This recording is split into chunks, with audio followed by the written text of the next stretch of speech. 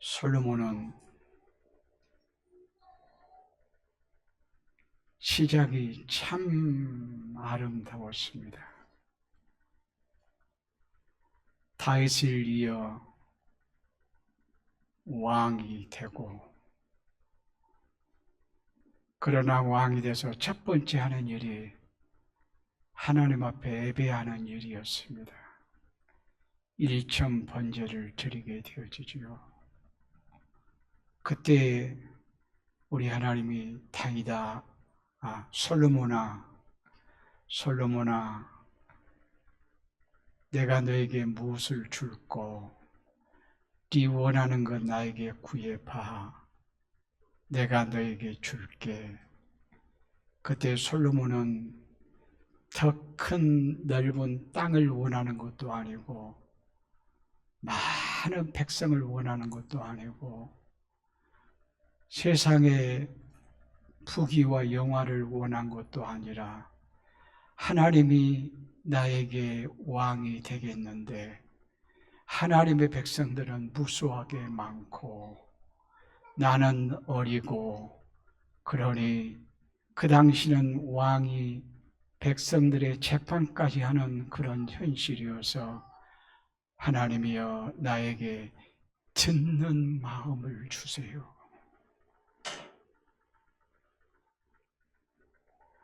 이 듣는 마음이라는 말은 하나님의 뜻을 알고 백성들의 취향을 알아서 정치를 내가 잘하여 하나님께도 영광이요 백성들도 행복하게 해주세요. 이것이 하나님의 마음에 너무너무 맞았어요. 솔로몬아, 어쩌면 이렇게 네 마음이 예쁘니? 그러면서 솔로몬에게 구한 것만 준 것이 아니라 구하지 않는 것까지 부귀와 영화, 필요로 하는 것 모든 것을 주셨어요.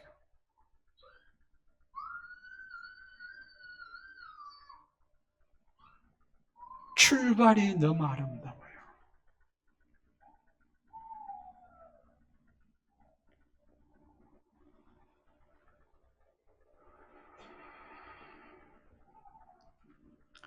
그리고 이제 왕이 되어서 아버지 다윗이 준비해 놓은 성전을 건축해요.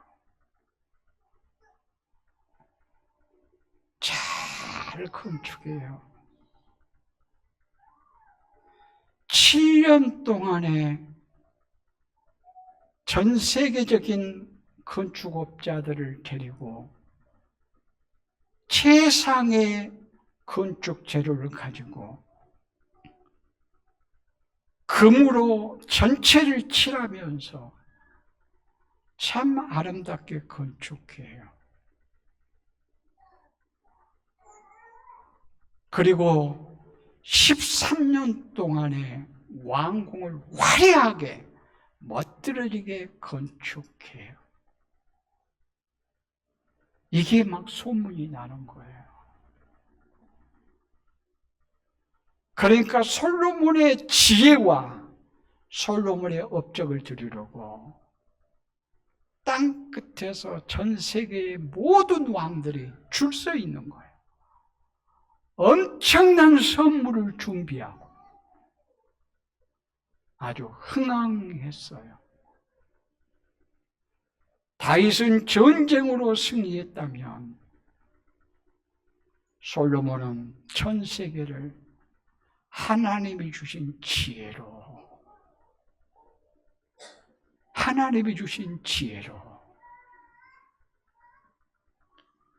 전 세계의 모든 사람을 다스려요. 너무 멋지지 않습니까?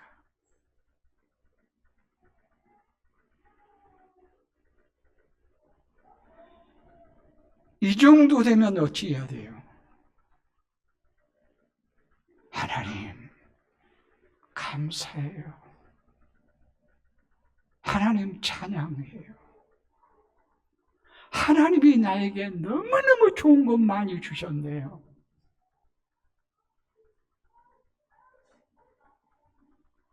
헛되게 쓰지 않고 하나님의 나라와 영광을 위해서 바로 잘 쓰게 주세요.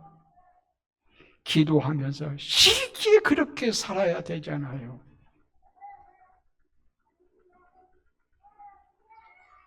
그런데 열왕기 상 11장 말씀 보면 솔로몬이 타락해요.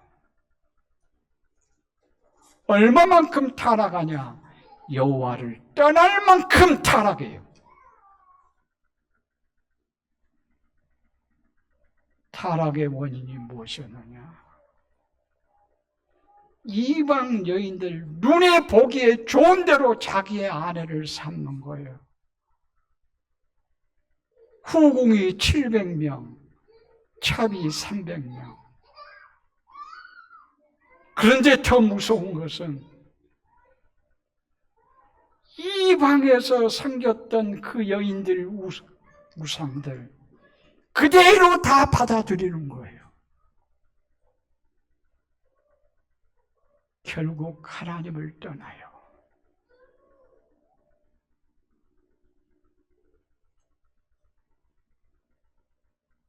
그래서 하나님이 탄식하시면서 내가 너희 아버지에게 약속했지. 너 잘되게 해주겠다고. 너를 중간에 그만두지 않게 하겠다고 약속했지. 내가 그 약속은 지키나. 너의 자녀들이 나눌 거라.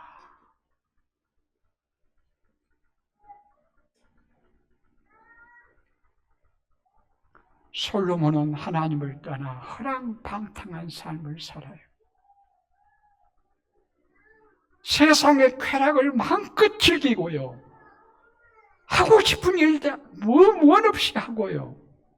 하나님 없이 사는 삶을 살아가요.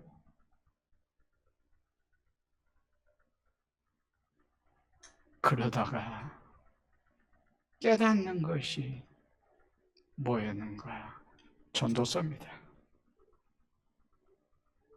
전도서의 말씀은 1장 2절 말씀 보면 전도서 1장 2절에 전도자가 이르되 헛되고 헛되며 헛되고 헛되니 모든 것이 헛되도다.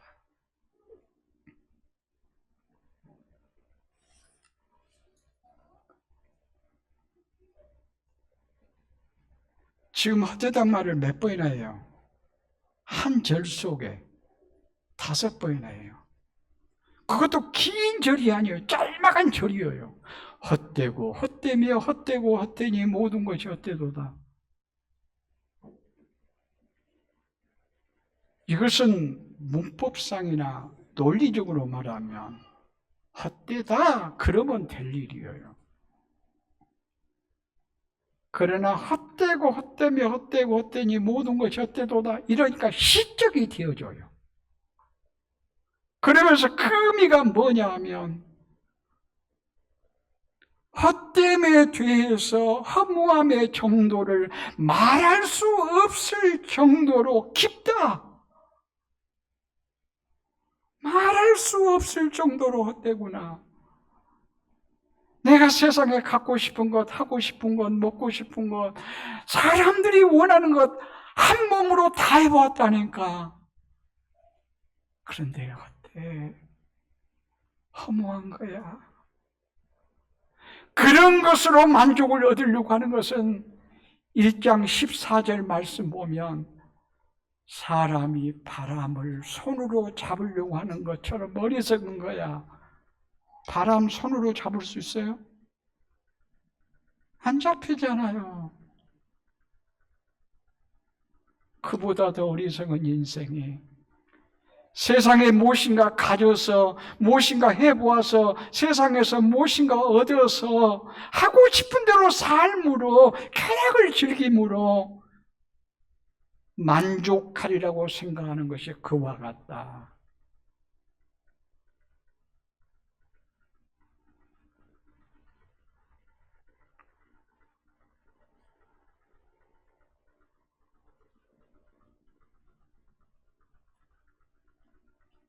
헛된 인생이라.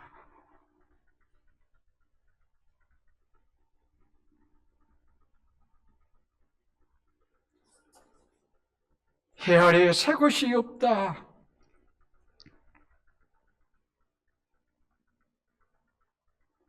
사람들은 새 것을 참 좋아해요. 새 옷, 새 차, 새 집. 능력이 없어서 그렇지, 능력만 있으면 3년에 한 번씩 차 바꿀 거예요.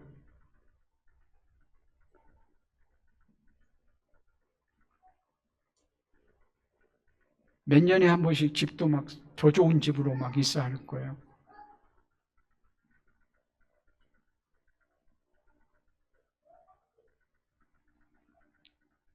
그러나 새 것 없습니다. 내일이면 헝긋됩니다. 옷을 사가지고 상표만 떼버리면 헌옷돼요.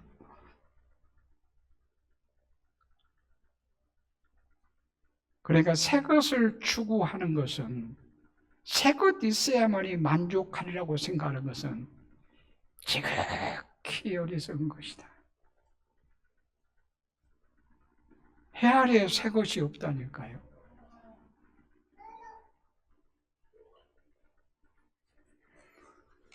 헛된 이 세상, 새 것이 없는 이 세상, 그럼 어떻게 살라는 말인가? 해 아래에 새 것이 없다 이 말은 달리 말하면 해 위에 새 것이 있다 그 말이기도 해요.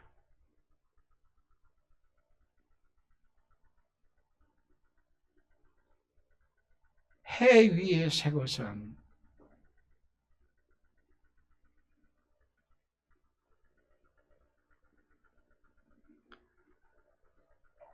고린도후서 5장 17절 보면 그리스도 안에서 새로운 피조물 되었다.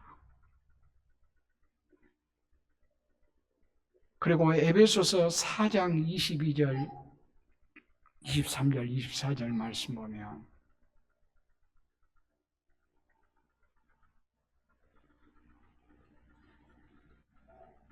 욕심을 따라 구습을 쫓는 네 사람을 벗어버리고 그리스도 안에서 새 사람을 입으라. 그러니까 새로운 것은 뭐냐?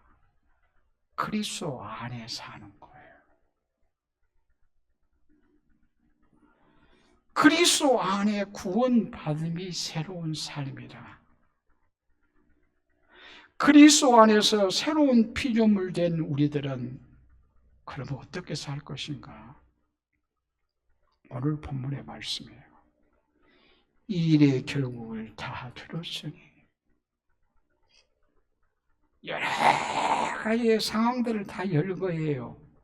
마지막의 결론은 뭐냐?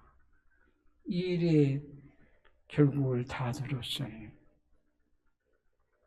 여호와를 경외하며 오직 모든 사람은 그의 말씀을 지킬지어다. 여기에요. 하나님을 경외하고 그의 명령을 명령을 정도로 하는 거예요. 명령들을 모든 말씀을 지킬지어다. 이것이 뭐라고요? 모든 사람의 본분이라. 본분은 일반적인 의미에서 말씀드리면 사람이 마땅히 해야 할 본래 의무예요. 이것이 본분이에요. 마땅히 해야 될 것. 공부하는 학생은 열심히 공부하는 것이 마땅한 본분이에요. 남의 일을 하는 일꾼은 일을 성실하게 잘 감당하는 것이 본분이에요. 의사는 치료를 잘하는 것이 본분이고, 군인은 국가의 안보를 아주 책임지도 잘 감당하고, 정치는 정치를, 그게 본분이에요. 일반적인 의미에서 본분이에요.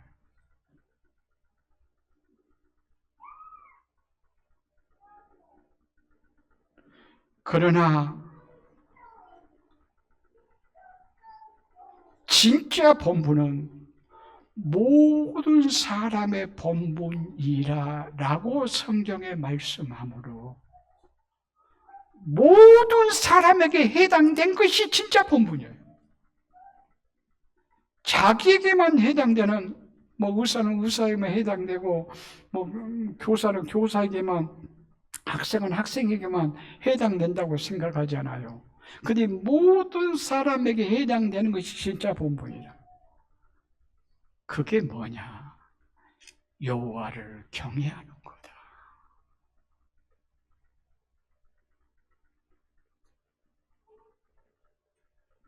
여호와를 경외하는 것은 누구나 반드시 사람이라면 꼭 해야 될 것이라 이렇게 말할 수 있어요.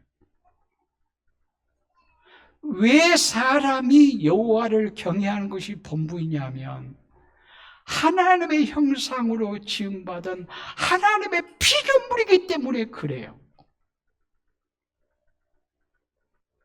하나님의 형상으로 지음받은 하나님의 피조물이라면 하나님께 대한 본분을 다하는 것이 인간의 일이라 이렇게 말할 수가 있어요.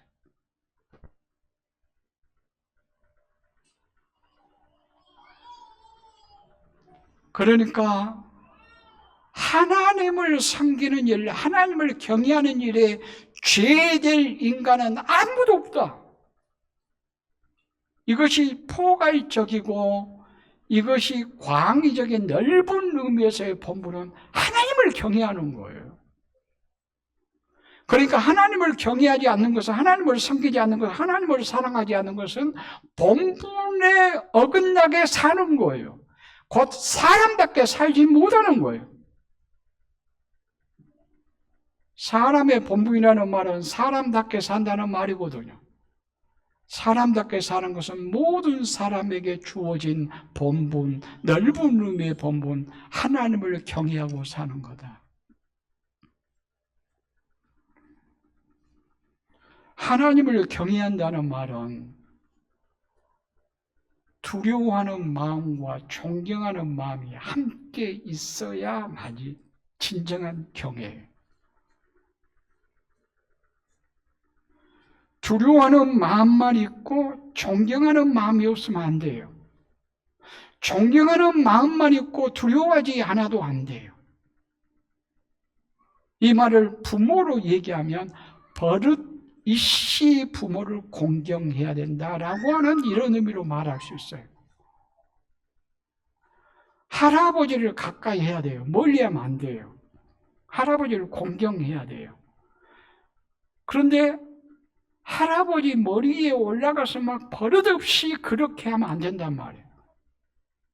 그러니까 두려워한다라고 하는 말은 멀리한다는 의미의 두려움이 아니라 버릇 있게 조심성 있게 공경한다라고 하는 이런 의미의 말씀이에요. 하나님을 경외하는데도 그래요.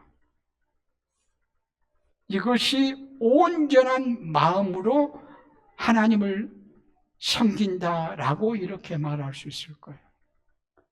이것은 구체적으로 말씀드리면 신명기 6장 5절 말씀에 이렇게 말씀해요. 너는 마음을 다하고 뜻을 다하고 힘을 다하여 내 하나님을 사랑하라. 마음을, 뜻을, 힘을 곧 전인격으로, 전삶으로, 전심전력하여 하나님을 사랑하라. 이것이 온전한 경외예요.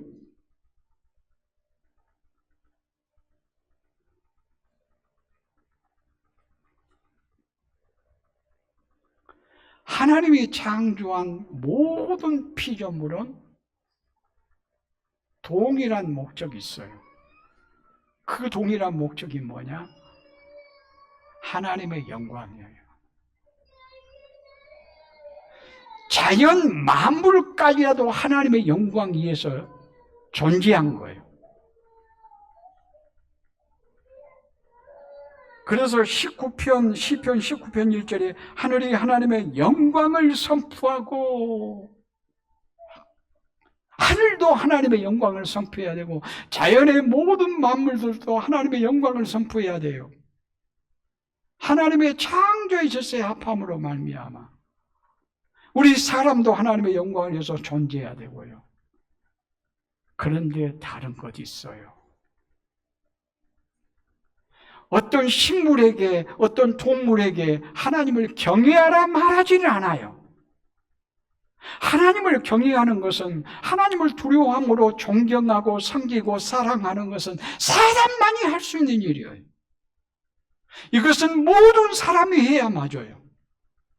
그런데 우리가 하나님을 경외하고 있어요. 사랑해요. 전심전력으로 섬기고 있어요. 이 모습이야말로 하나 인간의 본분을 제대로 알고 제대로 지키는 자이다라고 이렇게 말씀할 수 있어요. 그런 의미에서 우리가 하나님을 섬긴다고 하는 것이 얼마나 복스러운 일인지.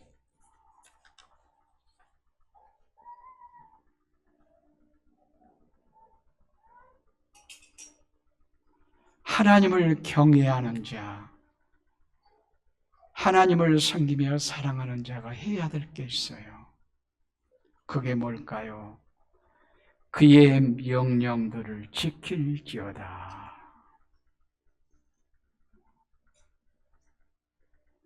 하나님을 섬긴다, 하나님을 경외한다, 하나님을 사랑한다, 전심전력하여 우리가 하나님을 위해서 산다 라고 이렇게 말하면 반드시 해야 될 것이 뭐냐? 그의 명령들을 지킬지어다. 이것이 사람의 본분이에요. 하나님을 섬긴다면서, 하나님을 사랑한다면서, 하나님을 경외한다면서 하나님의 말씀에 불순종하는 것은, 역행하는 것은, 이건 불효 중에 불효예요.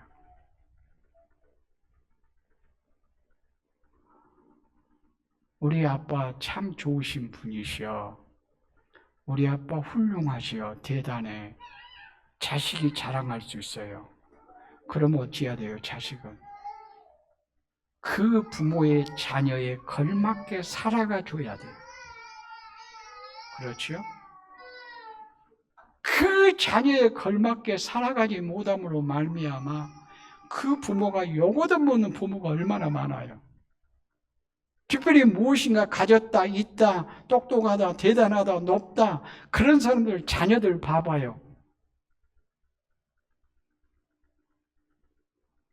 뭐 학폭에 걸린다거나 마약에 걸린다거나 뭐 하여튼 뭐 불법적인 어떤 일들을 자녀들이 행함으로 부모들이 얼마나 욕을 많이 얻어먹는가요? 우리가 여호와의 이름을 욕되게 해서는 안 된단 말이에요. 망령되게 일컬어서는 안 돼야 돼요. 오히려 그 부모도 너무 훌륭하고 귀하고 똑똑하고 대단하지만 그 자식은 더 대단해. 이런 말을 듣기까지 할 때 부모의 마음이 얼마나 좋을까. 부모가 대단하고 똑똑하다고 해서 자식은 더 못해요. 이 말 듣는 부모, 좋아할 부모 아무도 없어요.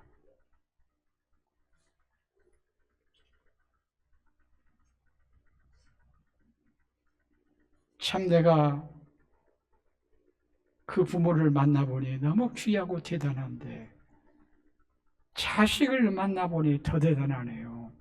더 훌륭하네요. 더 괜찮네요. 참 좋으시겠어요. 이런 말을 그 부모에게 해줄 수 있다면 그게 부모에게 보람이고 영광일 거예요. 우리 하나님,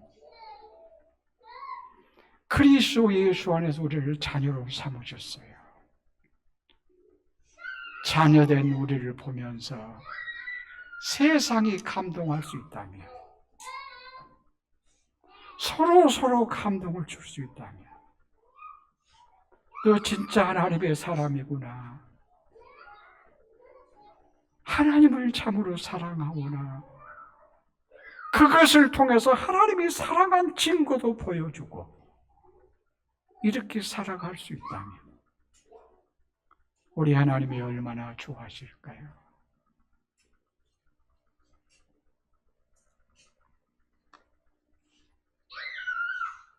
하나님의 말씀은 부탁이나 타협이 아니에요. 요청이 아니에요. 명령이에요. 명령이에요. 명령이되 난폭한 명령이 아니라 하나님의 욕구를 위해서 우리를 못되게 구는, 우리에게 못되게 구는 그런 분이 아니시고 우리 하나님은 사랑의 명령을 하세요. 하나님의 명령의 모든 말씀들은 정신이 사랑이에요. 사랑이에요.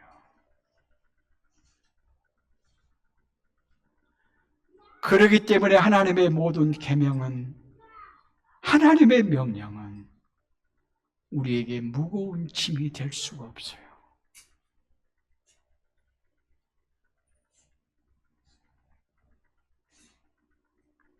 쉽다는 말이 아니에요. 어려워요. 그래도 무거운 짐이 아니라 괴로움이 아니라 축복이에요. 왜? 사랑의 계명이고 사랑의 명령이기 때문에.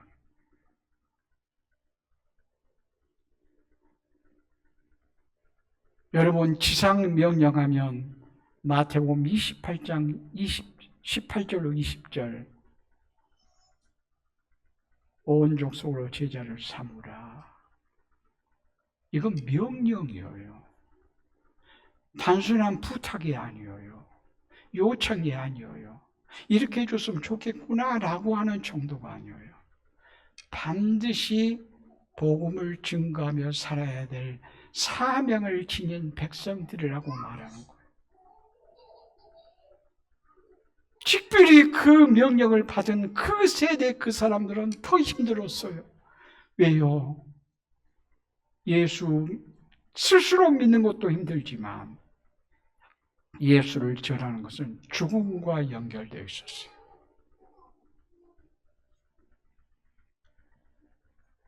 예수님 당시는 로마 시대잖아요. 로마 시대에 얼마나 핍박이 심하게 가해온 줄 압니까? 예수님을 만나면 그냥 죽여요. 골리앗 원형 경기장에 굶주린 사자를 풀어서 그 안에 집어넣어버린 거예요. 예수님 사람들. 사자의 밥이 되게 했어요. 끓는 가마 속에 집어넣기도 하고 가죽을 벗기기도 하고 그래서 이들이 숨어서 지내는 곳이 어디냐? 카타콤이었어요. 카타콤은 지하 무덤이에요. 무덤이 10km, 20km 돼요. 그 무덤 속에 들어가서 이들이 하나님을 예배하며 숨어서 지냈다니까요. 그래도 신앙을 버릴 수 없었어요. 그래도 복음을 전하고 살았어요. 어떤 마음으로? 자발적인 마음으로, 기쁜 마음으로, 즐거운 마음으로. 예수 믿는 것이 핍박이 많고 전하는 것은 더 핍박이 많으니까 에다 모르겠다, 나는 그만할 거야, 나는 안 믿을 거야 라고 하는 것이 아니라 그 환난과 핍박 속에서 우리의 신앙의 선지자들은 믿음을 지켰어요. 왜요? 말씀은 명령이기에. 히브리서 11장에 믿음의 선진들이 나와요. 믿음의 선진들 한결같이 모두에게 적용해서 공통점을 말할 수 있다고 하면 뭘까요? 그들은 주의 말씀들을 명령을 지키며 살았다.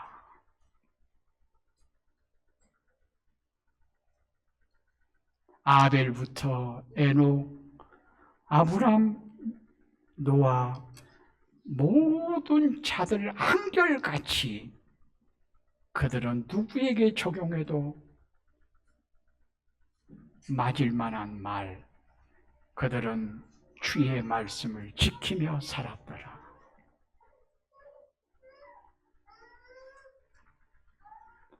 근데 주의 말씀이 쉬운 것은 아니에요. 전도서 12장 11절 말씀 한번 봐봐요.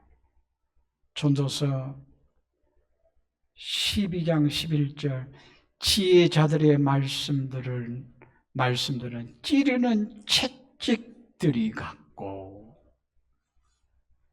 지혜자의 말씀은, 그러니까 바른 말씀은 찌르는 채찍들 같고, 회중의 스승들의 말씀들은 잘 박힌 못 같아서 다 한 목자가 주신 바이니라.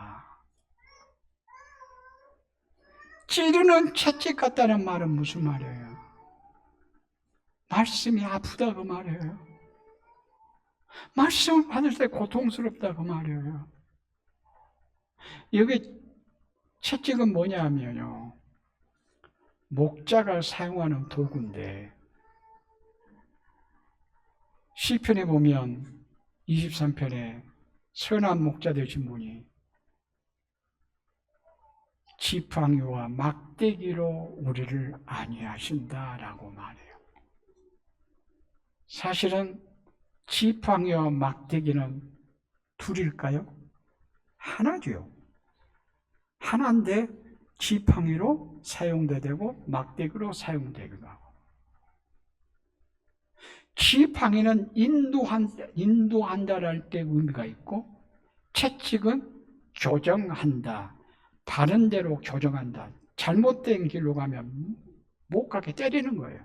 채찍질이에요, 채찍질. 하나님의 말씀이 그런 역할을 하고 있다, 그런 말씀이에요. 성경은 뭐죠? 하나님의 말씀이죠. 하나님의 말씀인 성경은 디모데 후서 3장 16절 말씀 보면 교훈과 책망과 바르게 함과 의로 교육하게 유익하니라고 말씀하고 있어요. 곧 채찍이다 그 말이에요. 말씀은 채찍. 그러니까 말씀을 받을 때 늘 사탄 같은 마음만 들면 조금은 아니에요. 전한 자가 잘못 전한 것이 아닐까 싶어요. 늘 목사님은 우리에게 사탕만 주고 있어. 달콤함만 있어. 이건 조금 그래요. 채찍이기도 해야 돼요.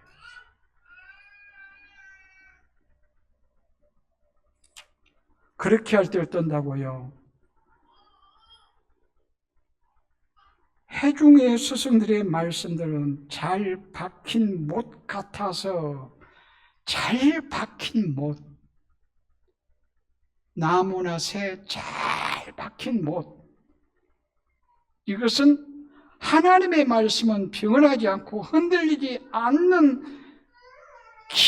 기묘한 조력이 있음을 말씀하고 있어요. 하나님의 말씀의 능력을 여기서 말씀해요.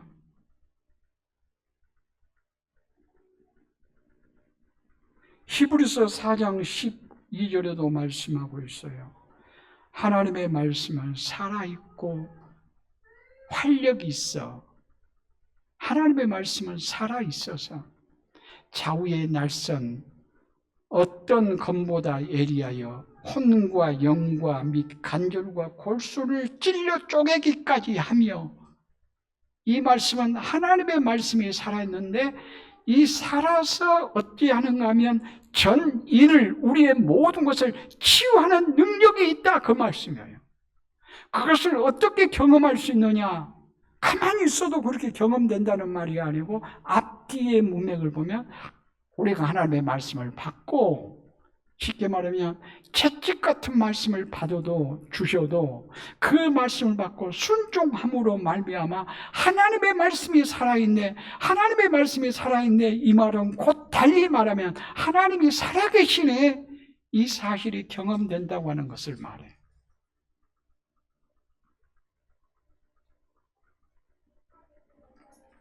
말씀을 마치도록 하겠습니다. 성 아우구스티누스는 자신의 고백록이라는 책자에 이런 말이 있어요. 하나님께서는 당신이 원하시는 것을 우리에게 명령하지만 명령을 수행할 수 있는 능력도 주신다. 참 의미 있는 말씀이에요. 저는 이 설교 준비하면서요, 30년 전에 제가 먼저 있었던 중동교회 장로님들이 4분이 되셨거든요. 첫 장로예요. 첫 장로. 4분. 근데 한 분 장로님이요, 장로 되기 하루 전까지요, 목사님 장로 안 되면 안 될까요? 참 시질하세요.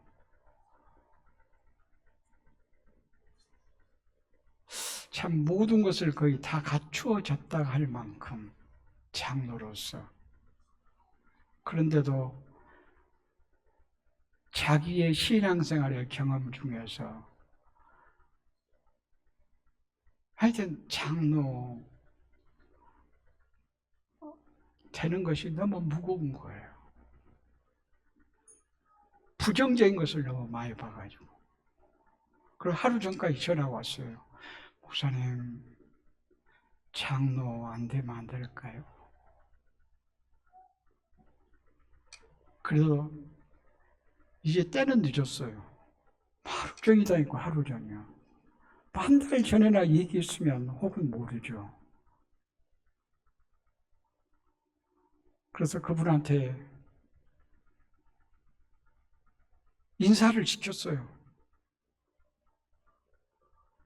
저는 임직할 때 항상 수가 많을 때는 영상으로라도 한마디씩 하도록 했거든요. 인사시켰는데 그분이 이렇게 말해요.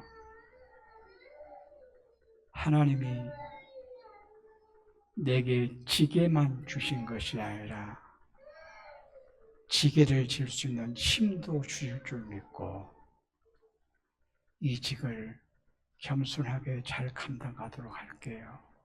이렇게 인사를 해요. 오늘 이 말씀이 좀 그 말씀하고 좀 전에 얘기했던 말하고 똑같잖아요. 지게만 주신 것이 아니라 직분만 맡겨주신 것이 아니라 감당할 수 있는 힘도 주시는 분이시라. 하나님이 우리에게 무엇인가 명령하신다라고 하는 생각이 들면 명령만 하시는 혹독스러운 하나님이 아니시고 그 명령을 순종할 수 있는 능력까지 주신 분이세요. 문제는 내가 제한시켜버리고 말지요. 우리가 제한시켜버리고 말아요. 우리 이렇게 고백 한번 했으면 좋겠어요. 주님, 내 평생 주님만 섬기며 살렵니다.